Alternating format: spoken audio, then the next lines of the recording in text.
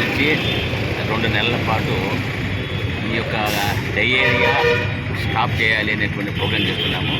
దానికి సంబంధించి డయేరియాకి, సీజనల్ డిసీజ్కి ముఖ్య కారణాలు 2-3 ఉన్నాయి. ఒకటి గార్బేజ్ క్లియరెన్స్, డ్రైన్స్ సిల్ట్ మొత్తం దగ్గర రిమూవ్ చేయడము, దోమలు నివారించడము. దానికి సంబంధించి కూడా ముఖ్యంగా ఫుడ్ అడల్ట్రేషన్ వల్ల హోటల్లో ఉండేటువంటి ఫుడ్ సరిగ్గా లేకపోవడము, నీళ్లు సరిగ్గా లేకపోవడము, మంచినీళ్ళు సరిగ్గా పాత్ర కడగకపోవడము,